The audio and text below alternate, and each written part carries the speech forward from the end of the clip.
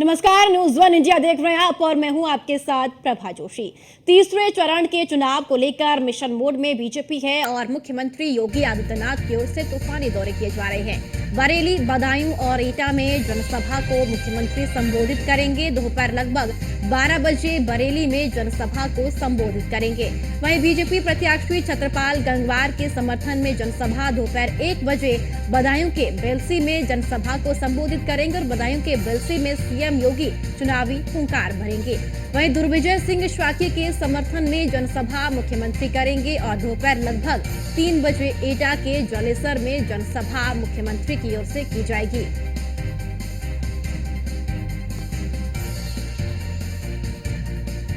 तो मुख्यमंत्री योगी आदित्यनाथ की ओर से इन तमाम जिलों का दौरा किया जाएगा। बता दें आपको, बरेली, बदायूं तमाम ये जिले हैं जहां पर मुख्यमंत्री आज दौरा करेंगे और चुनावी हुंकार मुख्यमंत्री की ओर से भरी जाएगी। इसी के साथ साथ चुनावी जनसभाओं को भी मुख्यमंत्री की ओर से संबोधित किया जाएगा और चुनावी जनसभा के माध्यम से पार्टी के पक्ष में माहौल बनाने की पूरी कोशिश मुख्यमंत्री की ओर से की जाएगी और पार्टी प्रत्याशियों के समर्थन में जनसभा में मुख्यमंत्री आम जनता से वोट की अपील करेंगे। मुख्यमंत्री की ओर से आह्वान भी किया जाएगा।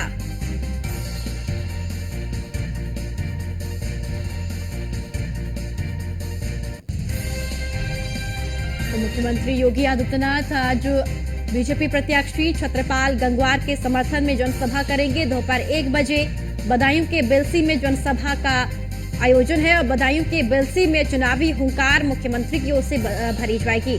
दुर्विजय सिंह स्वाकी के समर्थन में जनसभा मुख्यमंत्री करेंगे और लगभग 3 बजे एटा में जनसभा को संबोधित करेंगे। तो तीसरे चरण के चुनावी प्रचार को लेकर Bharatiya Janata party active mode में नजर आ रही है और तीसरे चरण के चुनाव के लिए प्रचार प्रसार भारतीय जनता पार्टी की ओर से जोर शोर से इस वक्त किया जा रहा है और मुख्यमंत्री योगी आदित्यनाथ लगातार चुनावी जनसभाओं को संबोधित भी कर रहे हैं और आज भी मुख्यमंत्री की ओर से तमाम जिलों में चुनावी जनसभाओं को संबोधित भी किया जाएगा।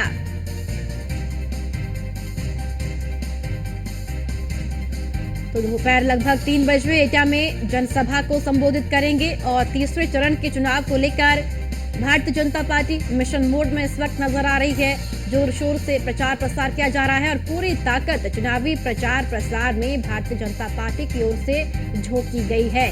और अब आपको बता दें कि मुख्यमंत्री भी लगातार चुनावी प्रचार प्रसार करते हुए नजर भी आ रहे हैं और मुख्यमंत्री की ओर से लगातार पार्टी के पक्ष में माहौल बनाने की पूरी कोशिश की जा रही है और चुनावी जनसभा के माध्यम से आम जनता से मुख्यमंत्री की ओर से पार्टी प्रत्याशी के पक्ष में वोट करने की अपील भी लगातार की जा रही है। तो 2 चरण का मतदान संपन्न हो चुका है और तीसरे चरण का जो प्रचार प्रसार की प्रक्रिया है वो और भी ज्यादा राजनीतिक दलों ने तेज कर दी है। लगातार चुनावी मैदान में जोर शोर से प्रचार प्रसार किया जा रहा है और भारतीय जनता पार्टी लगातार एक्टिव मोड में इस वक्त नजर आ रही है। तो तीसरे चरण का प्रचार प्रसार किया जा रहा है। मुख्यमंत्री योगी आदित्यनाथ आज बदायूं के दौरे पर रहेंगे जहां पर मुख्यमंत्री की ओर से चुनावी जनसभा को संबोधित भी किया जाना है। साथ ही साथ 3 बजे एटा के जलेसर में भी जनसभा है और इस बड़ी जनसभा को मुख्यमंत्री की ओर से संबोधित किया जाएगा। तो आज कई जिलों के दौरे पर है मुख्यमंत्री। बरेली, बदायूं और एटा में जनसभा को संबोधित करेंगे। 12 बजे लगभग दोपहर को बरेली में जनसभा को संबोधित करेंगे।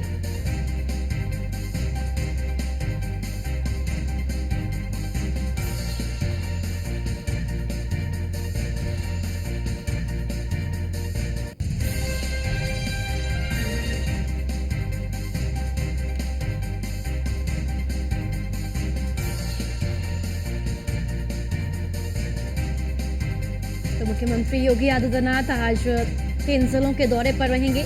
बरेली, बदायूं और एटा में चुनावी जनसभा मुख्यमंत्री की ओर से संबोधित की जाएगी और 12 बजे मुख्यमंत्री बरेली पहुंचेंगे जहां एक बड़ी जनसभा को संबोधित किया जाएगा।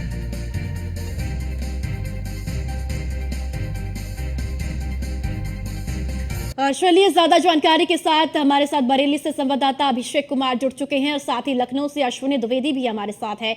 अभिषेक, आज बरेली के दौरे पर रहेंगे मुख्यमंत्री और चुनावी जनसभा को संबोधित भी करेंगे। तो हमने रात ही और पैचिंग नंबर भेजो। अभिषेक, आप तक आवाज पहुंच रही है?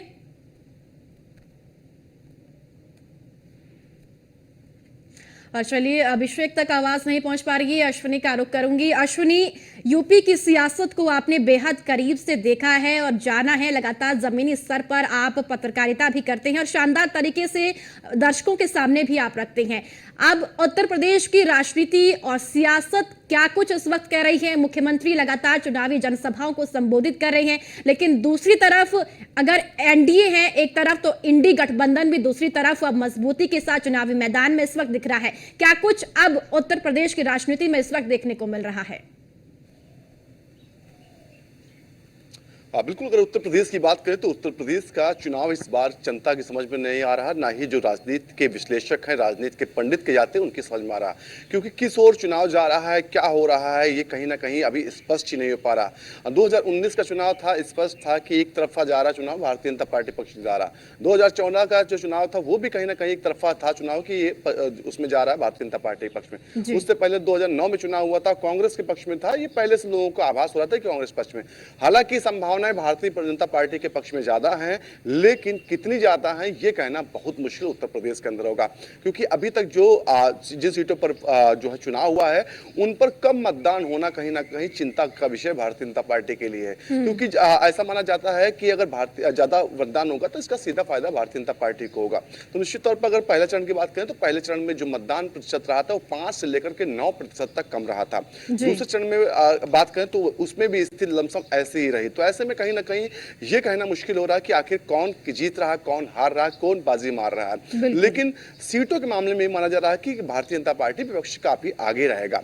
अब बात करते हैं मुख्यमंत्री योगी आदित्यनाथ की। मुख्यमंत्री योगी आदित्यनाथ लगातार जिलों के दौरे पर हैं, एक दिन में कम से कम 3 से 4 रैलियां कर रहे हैं और ये रूटीन उनका आज का नहीं है, ये रूटीन चुनाव से पहले का भी था। चुनाव जब नहीं था उस दौरान भी वो 1 से 2 जिलों का दौरा प्रतिदिन करते थे, लमसम सप्ताह में 3 से 4 जिलों में पहुंचते थे।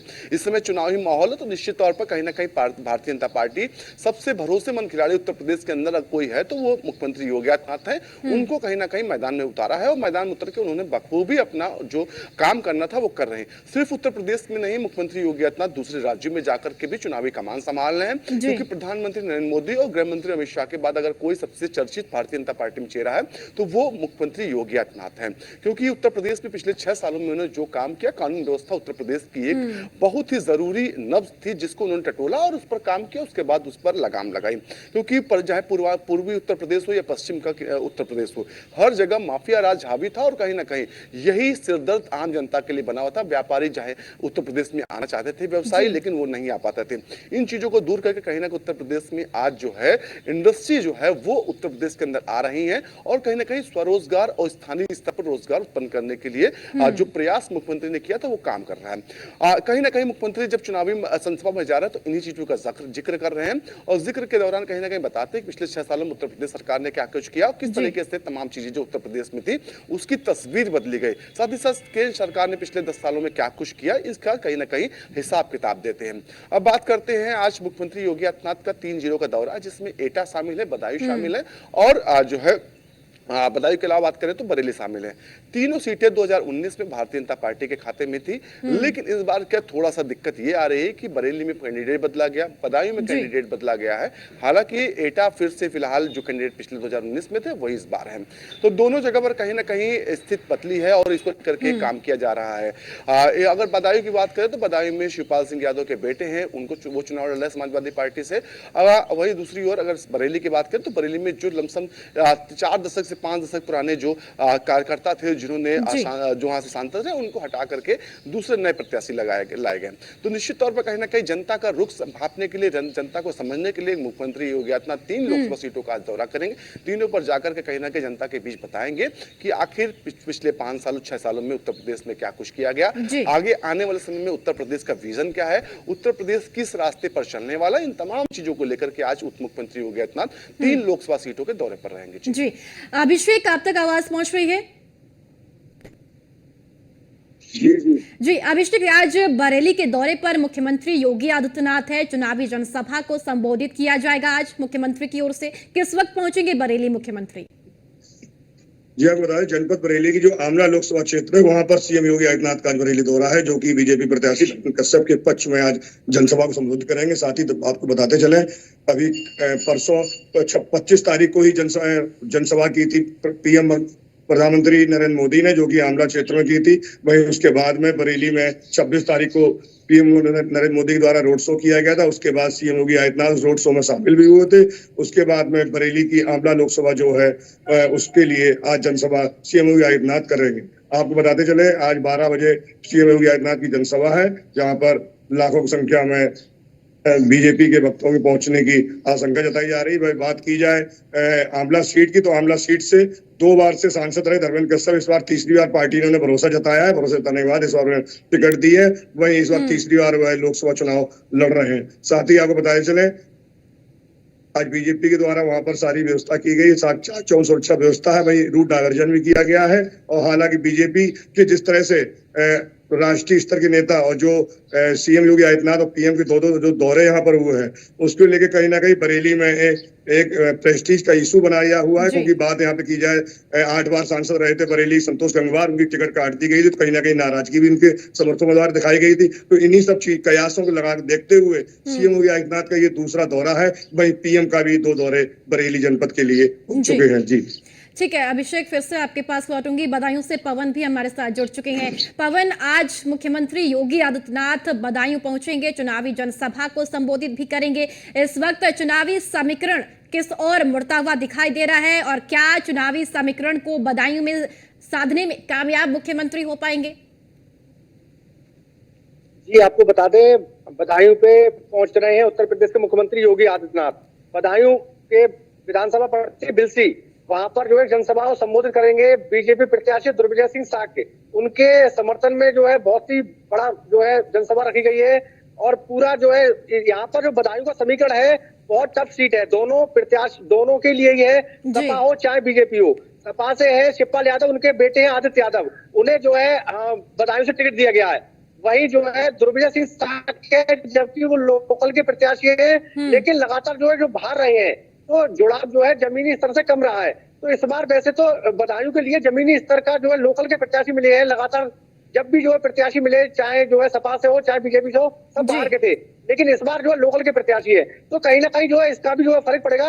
लेकिन इस समय जो बदायूं का जो समीकरण है वो टफ है, बहुत डिफिकल्ट है दोनों ही पार्टियों के लिए। लगातार जो जिस तरीका से शिवपाल यादव जिस समय जब आए हैं, वो भी लगातार जो क्षेत्र में लगे हुए हैं, पूरा मेहनत कर रहे हैं। वही जो है उत्तर प्रदेश के मुख्यमंत्री योगी आदित्यनाथ लगभग 1 महीने पहले भी आए थे, तब भी जो है सभा की थी। उसके बाद जो है देश के प्रधानमंत्री थे, उनका भी जो है सभा हुई थी। इसके बाद प्रधानमंत्री उत्तर प्रदेश के मुख्यमंत्री योगी आदित्यनाथ फिर दोबारा आ रहे हैं। तो कहीं ना कहीं बदायूं की सीट जो है दोनों के लिए, चाहे बीजेपी हो चाहे सपा हो, बहुत जो है हर कीमत पे बीजेपी जो है इस लेना चाहते हैं। जो सपा का गढ़ माना जाता था बदायूं, वो 2019 में गया, तो फिर वो लौट करना चाह रहा है। तो बदायूं की सीट जो है बहुत डिफिकल्ट रहेगी। उसी बीच में बात करें क्षत्रियों की, तो क्षत्रिय जो है जो सवर्ण है, वो जो है थोड़ा बीजेपी से नाराज दिखाई दे रहा है कि हमें जो है हमारी पार्टी में क्यों सहभागिता नहीं है। जबकि विधानसभा बिलसी हो, पूरा जो है क्षत्रियों का क्षेत्र है, पूरा लगता है 84 गांव लगते हैं, लेकिन उसके बावजूद भी जो है पहले उन्हें जो सहारा दिया जाता टिकट के लिए, फिर उसके बाद नकार दिया जाता। तो कहीं ना कहीं नाराजगी देखने को मिल रही है। उसी को साधने के लिए मुख्यमंत्री जी आ रहे हैं। तो आप कितना जो है साथ पाते हैं, क्योंकि उत्तर प्रदेश के मुख्यमंत्री जो चेहरा है हिंदुत्व के लिए, वही जो है जो दूर कर सकते। तो कहीं ना कहीं ये बदायूं सीट जो इसमें बहुत ही है। अगर जो है छत्तीस किसी तरीका से नारा दिखाई देते हैं, तो बीजेपी के लिए बहुत कठिनाई दिखाई देगी। अगर ये जो है साथ दिखाई देते हैं, जिस तरीका से जो लगातार चाहे 19 का चुनाव हो, जिस तरीके लगातार जो है मेहनत की है, उसी तरीका से अगर लगते हैं, तो फाइट जो देखने को मिल रही है बदायूं पे। वरना जो है बहुत डिफिकल्ट मामला रहेगा बदायूं की सीट के लिए। जी ठीक है, फिर से आपके पास लौटूंगी। अश्विनी, देखिए, एक तरफ मुख्यमंत्री लगातार चुनावी जनसभाओं को संबोधित कर रहे हैं, तो अपने पक्ष में माहौल बनाने की पूरी कोशिश की जा रही है। लेकिन दूसरी तरफ ये भी है कि ठाकुर जो वोट बैंक है, वो कहीं ना कहीं भारतीय जनता पार्टी से नाराज है। जहां एक तरफ आपने भी देखा होगा कि ठाकुरों ने महापंचायत भी की। अब क्या मुख्यमंत्री ठाकुर वोट बैंक को मनाने में कामयाब हो पाएंगे? जिस तरीके से पवन भी जिक्र कर रहे हैं कि बदायूं में ठाकुर जो समाज है वो भी नाराज है भारतीय जनता पार्टी से। बिल्कुल अगर बात करें क्षत्रियों की नाराजगी की बातें आ रही हैं, लेकिन आपको ये देखना होगा कि जी। 2022 का विधानसभा चुनाव था, उससे पहले देश में एक बड़ा किसान आंदोलन हुआ था और पश्चिमी उत्तर प्रदेश को लेकर कहा जा रहा था कि 2022 में पश्चिमी उत्तर प्रदेश में भारतीय जनता पार्टी का सूफड़ा साफ हो जाएगा। तो ऐसे में कहीं ना कहीं भारतीय जनता पार्टी भी इस चीज को मान रही थी कि पश्चिमी उत्तर प्रदेश उसका 2022 विधानसभा चुनाव में बेहद ही खराब है। लेकिन इसके बाद गृह मंत्री अमित शाह ने उस क्षेत्र की कमान अपने हाथों में ली थी, वहां की नाराजगी को दूर करने के लिए प्रयास किया था। किसानों से सीधे तौर पर वन टू वन बात की थी, उनको समझाया था कि क्या उनके लिए फायदे में, क्या हित में रहेगा, कौन क्या नुकसानदायक रहेगा। 2022 का जब विधानसभा चुनाव हुआ, उसका रिजल्ट आया तो कहीं ना कहीं सभी हंसपस थे, सभी सोचने मजबूर हो गए थे कि आखिर ऐसा क्या हुआ कि पश्चिमी उत्तर प्रदेश पूर्वांचल से बेहतर परफॉर्मेंस भारतीय जनता पार्टी कर गया। तो निश्चित तौर पर यह कहना थोड़ा सा मुश्किल होगा कि क्षत्रिय समाज उससे भारतीय जनता पार्टी से नाराज है। हाँ, हो सकती नाराजगी, लेकिन अब भी मौका भारतीय जनता पार्टी के पास काफी लंबा है। वहां पर अपने दिग्गजों को उतारा जा रहा है और खुद मुख्यमंत्री योगी आदित्यनाथ इसकी मॉनिटरिंग कर रहे हैं। जहां पर इस तरह की चीजें आ रही हैं कि क्षत्रिय समाज भारतीय जनता पार्टी से नाराज है, वहां उनसे मिलकर, उनसे वन टू वन बात करके उनको समझाने की प्रयास किया जा रहा है। क्योंकि अमूमन आप गांव चौराहा खड़े होंगे और बात करेंगे किसकी सरकार है, तो आदमी यही कहता है ठाकुरों की सरकार इस बार है। तो निश्चित तौर पर वो फेम जो मिल रहा है वो कहीं ना कहीं क्षत्रिय समाज चाह रहा है कि उसकी दूरी भी ना बनाए। तो ऐसे में कहीं ना कहीं जो नाराजगी की बात है, कुछ जगहों पर नाराजगी हो सकती है, लेकिन उनको मनाने की, उनको कहीं ना कहीं अपने साथ लाने की हर मुमकिन कोशिश की जा रही है। और जो भाजपा के क्षत्रिय नेता हैं, बड़े नेता हैं, उनको भी कहीं ना कहीं लगाया गया है। राजनाथ सिंह है, उत्तर प्रदेश के बड़े क्षत्रिय नेता माने जाते हैं, उनको कमान दी गई कि वो भी इस चीज में इन्वॉल्व हो जाए और जो पश्चिमी उत्तर प्रदेश में नाराजगी की बातें आ रही उनको दूर करने का काम करें। साथ ही साथ मुख्यमंत्री योगी आदित्यनाथ खुद इन चीजों की मॉनिटरिंग कर रहे हैं और साथ ही जो लोकल लीडरशिप है उनसे संवाद कर रहे हैं। संवाद के माध्यम से जो क्षत्रिय नेता हैं उनसे कहीं ना कहीं कहा जा रहा है कि आप भारतीय जनता पार्टी के साथ रहिए, आपका भारतीय जनता पार्टी का भविष्य है। क्योंकि अभी जो पिछले दिनों कुछ चीजें ऐसी हुई हैं विपक्ष की ओर से, वो कहीं ना कहीं क्षत्रिय समाज हो या फिर सवर्ण वर्ग कोई भी हो, वो विपक्ष के साथ जाने पर कहीं ना कहीं साथ नहीं जा सकता। क्योंकि जिस तरीके से समाजवादी पार्टी की ओर से जो श्यामा प्रसाद मौर्य के नेता थे उनकी बयानबाजी थी, उससे कहीं ना कहीं जो क्षत्रिय समाज हो या ब्राह्मण समाज हो, जो समाजवादी पार्टी या कांग्रेस का जाने तैयार था, वो कहीं ना कहीं दूरी बनाए हुए। तो ऐसे में ऑप्शन ना होना भी एक बड़ा मुद्दा है क्षत्रियों के साथ या ब्राह्मणों के पास, कि उनके पास विपक्ष का ऑप्शन नहीं है। अगर समाजवादी पार्टी के पास जाते हैं तो अनर्गल बातें सुनने को उनको मिल रही हैं, कांग्रेस के साथ जाते हैं तो राम मंदिर का विरोध उनको मिल रहा है। तो निश्चित तौर पर कहीं ना कहीं इन चीजों से इतर होकर के कहीं ना कहीं जो नाराजगी है उसको दूर करने का हर भरसक प्रयास किया जा रहा है। और संभावनाएं हैं कि भारतीय जनता पार्टी सफल भी हो सकती है उसमें है, क्योंकि इससे पहले भी देखा गया इस तरह की नाराजगी रही और नाराजगी दूर की गई। जी चलिए ठीक है अश्विनी, आप हमारे साथ बने रहिएगा, आगे भी जानकारी लेंगे आपसे। पवन और अभिषेक, आपका बहुत बहुत शुक्रिया महत्वपूर्ण जानकारी साझा करने के लिए।